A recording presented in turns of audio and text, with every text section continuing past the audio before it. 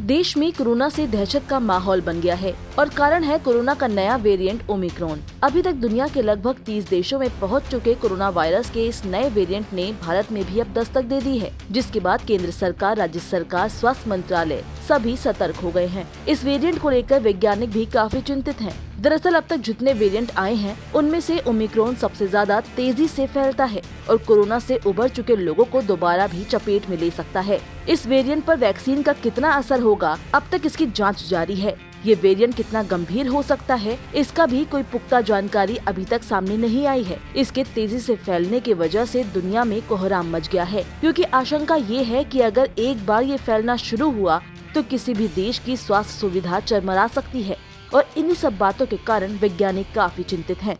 आपको बता दें कि भारत में रिपोर्ट किए गए 2 नए मामलों सहित 30 देशों में अब तक कम से कम 382 कोरोना के नए मामले सामने आ चुके हैं, जो इस वेरिएंट के ही हैं। जिन देशों में ओमिक्रॉन वेरिएंट का पता चला है उसमें सबसे ज्यादा 183 मामले दक्षिण अफ्रीका से हैं और यही कोविड का ये नया वेरिएंट सबसे पहले दक्षिण अफ्रीका में मिला था। ब्रिटेन में अब तक कुल 32 ओमिक्रॉन के मामले सामने आ चुके हैं। ओमिक्रॉन के नए मामलों के चलते दक्षिण अफ्रीका में लेवल 1 का लॉकडाउन लगा दिया गया है।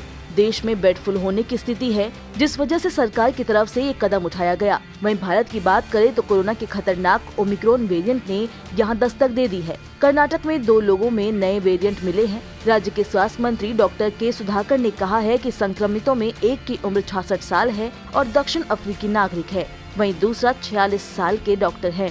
राज्य में नए मामले सामने आने के बाद स्वास्थ्य मंत्री ने हाई लेवल मीटिंग भी बुलाई। इसी बीच राजस्थान के जयपुर में दक्षिण अफ्रीका से लौटे एक ही परिवार के 4 सदस्य कोरोना पॉजिटिव मिले हैं।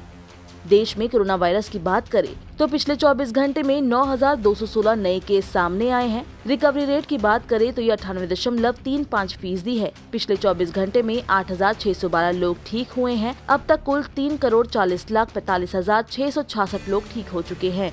डेली पॉजिटिव रेट की बात करें तो ये 0.80% है। वीकली पॉजिटिव रेट 0.84% है, जो पिछले 19 दिनों से 1% से कम है।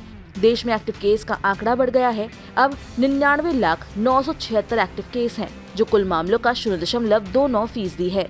पिछले 24 घंटे में 73,67,230 लोगों का वैक्सीनेशन हुआ है। कुल वैक्सीनेशन की बात करें तो ये आंकड़ा 125,75,05,514 हो गया है। ओमिक्रॉन के खतरे से निपटने के लिए भारत सरकार ने गाइडलाइंस जारी की है, जिसका पालन करना काफी जरूरी है। जिन लोगों ने वैक्सीन नहीं लगवाई है उनको जल्द ही वैक्सीन लगवाने की अपील की जा रही है। अगर एक डोज लग चुकी है तो तुरंत ही दूसरे डोज लगवाने की भी बात की जा रही है। मास्क हमेशा पहने, सोशल डिस्टेंसिंग का पालन जरूर करें और साथ ही थोड़ी देर में हाथ धोते रहें या सैनिटाइजर का इस्तेमाल करें।